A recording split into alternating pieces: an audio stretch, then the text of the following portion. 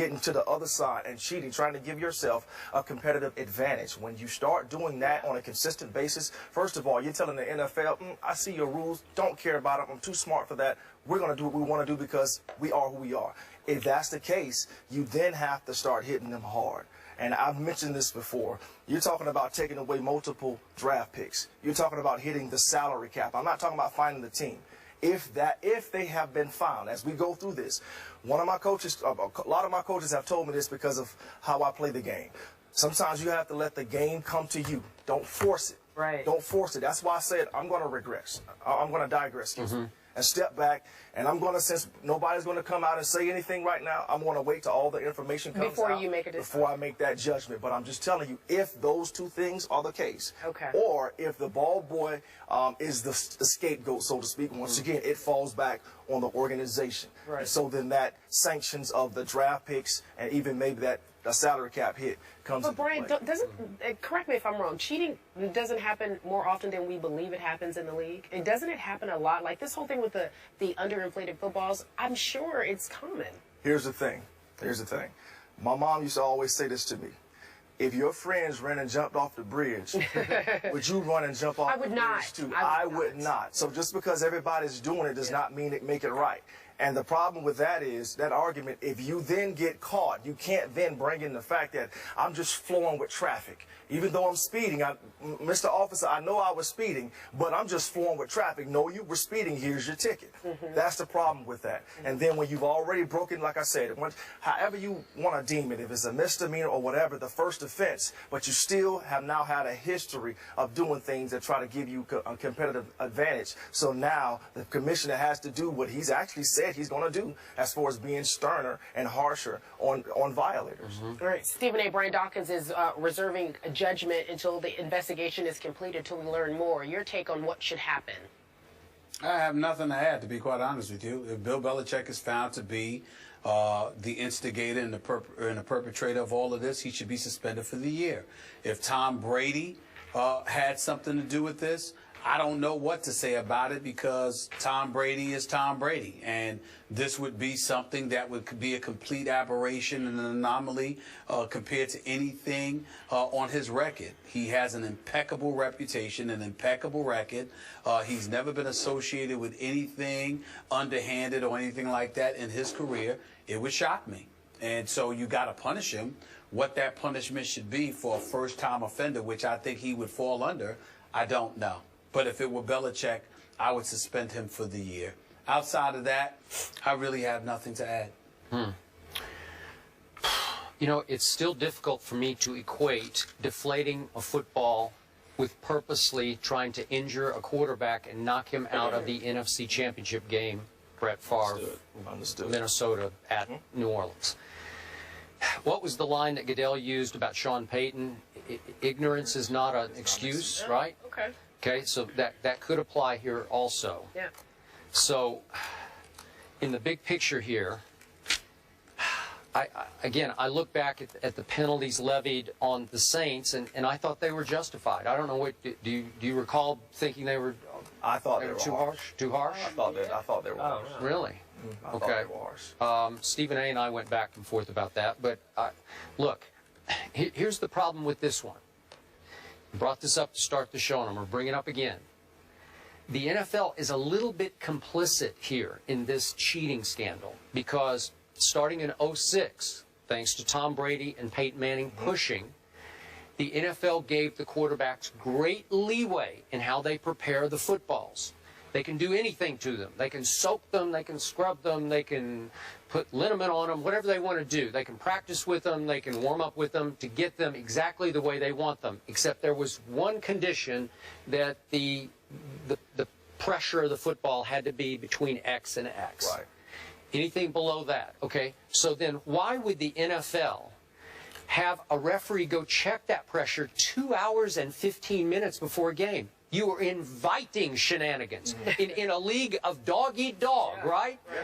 Of win at all costs. Sure. Then you're giving the team back the footballs that they could do pretty much anything, because you're not going to really check them again, and the refs have too much in their heads. during the game as the balls are lobbed into play, they don't know. They touch the ball. They're going to say, uh-oh, this one's 2 pounds per square inch. No, they don't know that. So you're asking for trouble. Obviously, the fix to all this, and this will come down in the offseason, I'm pretty sure. The first thing you have to do is, once you check the pressure of the footballs 2 hours and 15 minutes before the game, the referees then get to have they're going to take them and keep them in their possession until the start of the game. It may preclude being able to warm up with those footballs, but that's okay, because we would all rather ensure the integrity of the game to have the referees simply watch over the footballs until they are kicked off, or that'll be a kicking ball, but until they are put into play. Right? Okay, that's pretty simple to me. Okay, so the NFL screwed this up a little bit also. And because they gave the quarterback so much leeway, because what does the NFL want? In the end, they want points scored. They want passes completed. You know this better than anybody. So whatever the NFL can do within its rules to get the quarterback at a higher and higher level, it's going to do. Sure, the NFL probably thinks, you know, gee, if Tom Brady can throw a football that's slightly underinflated, we love it. You know what? If Aaron Rodgers wants it slightly overinflated, we love it. Right? If whoever wants it, whatever, you know, it's to the point where this all doesn't make a lot of sense, because in the end, they want points scored.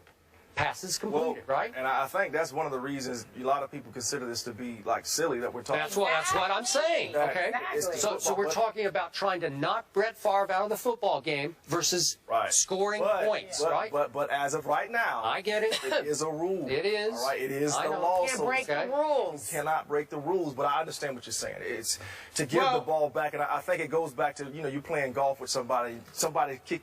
They call them being pencil whoop. You know, you kind of jack now that's just flat out blatant cheating. That's flat out wrong. Or improving your lie in the rough. That's wrong. That's cheating. I'm sorry.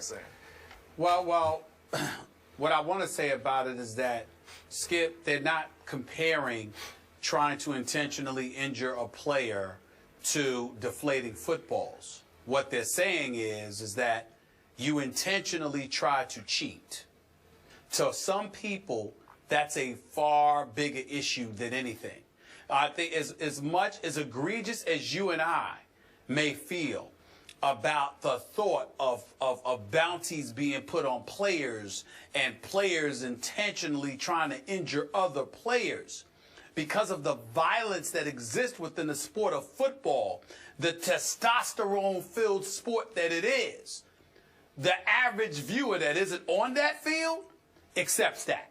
Because they're thinking guys are going after guys all the time. That's just the way it goes. That's the world they're living in. But when it comes to cheating, there are some people that view that as more egregious than anything, because you are taking away the very fabric of what sports is supposed to be about. That's fair, equitable competition. Okay. But and when you jeopardize that or compromise that, some people judge that harshly. I'm with you. Some equate it to PED use. To deflate the football would be, I think it was Chris Canty who said that, right? Okay, so is it possible, Stephen A., that the NFL allowed this over the last maybe even 10 years to become a wink-wink rule, where everybody just did whatever they really wanted to? There was no policing. There was no crackdown. Nobody else has ever been busted for this that I'm aware of, right? Yeah. Well, so is it possible the NFL is saying, gee, how can we crack down on these guys when everybody's been bending this rule for 10 years? My problem with that assertion, Skip, is that if indeed that's what the NFL did, then it would be very, very easy for them to admit that, so we could all get on with talking about the Super Bowl. It's a big deal because it's perceived as a flagrant violation of a hard and fast rule by the NFL. So if the NFL was loosey-goosey with it, if a matter of fact, to save the Super Bowl, to be quite honest with you, if I were the NFL, I would consider saying, we don't know why y'all making a big deal out of this. It was a wink-wink rule for us, you know? I mean, you're not supposed to do it, but it really wasn't a big deal. Let's move on. Because if the NFL had done that, Brian, you tell me, if the NFL had come out Monday and said that, this wouldn't be being talked about today. Yeah, well, it probably still would be because of all the shenanigans, well, not shenanigans, all the way that they've butchered things this past offseason. So but I'm talking about to this level. To the depth of what we've been getting to this thing, we probably would. Well, we're throwing footballs and checking PSI. Yeah, we would not. Guys, we might be talking about it on ESPN and stuff like that. I wouldn't be getting calls from CNN, Fox News, MSNBC, and everybody else treating this like it's world news tonight. That wouldn't be happening. Yeah, especially with your point, though. Especially with your point. If it's been something that everybody's been doing for a while, it was no big deal, and all of a sudden someone gets caught from it, now it's a huge deal.